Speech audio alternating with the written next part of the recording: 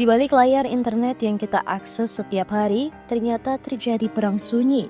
Bukan dengan senjata, bukan dengan rudal, tapi dengan algoritma, konten, dan pengaruh.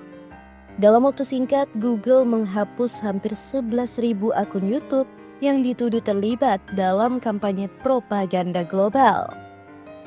China dan Rusia jadi target utama, tapi apakah ini benar demi melawan disinformasi atau justru bentuk sensor global ala Barat?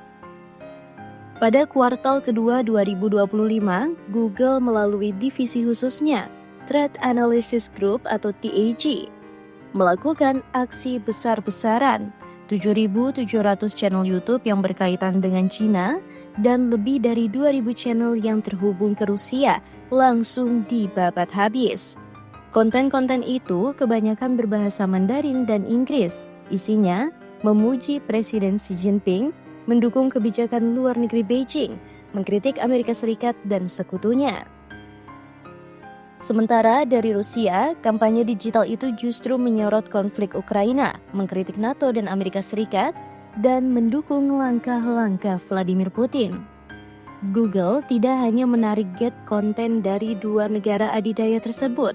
Pada laporan sebelumnya di kuartal pertama 2025, lebih dari 23.000 akun sudah lebih dulu dihapus.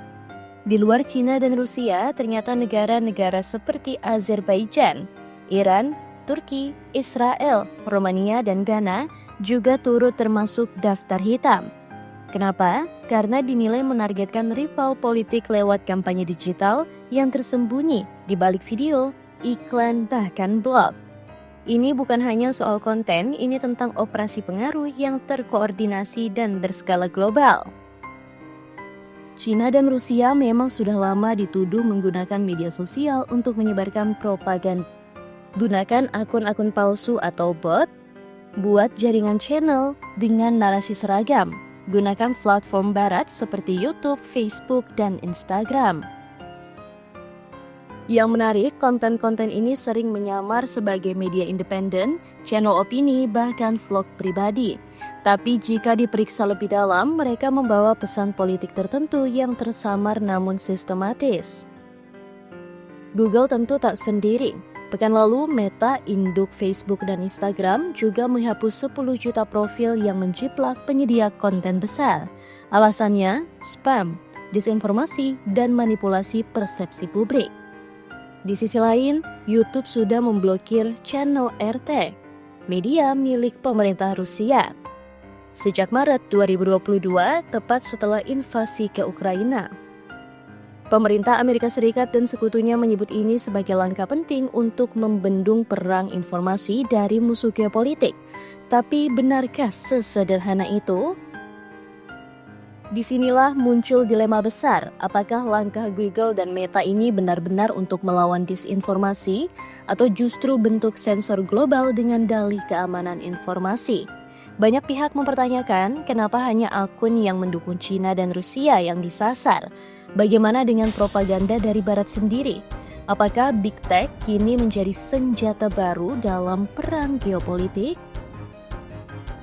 Bahkan sejumlah jurnalis independen dan komentator konservatif di Amerika Serikat juga ikut terseret, seperti Tim Pool dan Dave Rubin. Mereka membuat konten untuk Tenon Media, perusahaan yang disebut dalam dakwaan federal. Kita sedang memasuki era di mana perang tidak lagi hanya di medan tempur, tapi juga di layar ponsel, feed media sosial, dan hasil pencarian Google. Di masa depan mungkin kita tak perlu drone atau pasukan khusus untuk menguasai suatu wilayah. Cukup dengan jaringan konten yang mempengaruhi pikiran dan persepsi masyarakat global. Google, Meta, dan raksasa teknologi lainnya kini berdiri di tengah. Apakah mereka menjaga kebenaran atau justru pengendali narasi dunia? Dunia sedang berubah, dan dalam dunia yang penuh manipulasi informasi, satu hal yang pasti, siapa yang mengendalikan informasi, dialah yang mengendalikan dunia.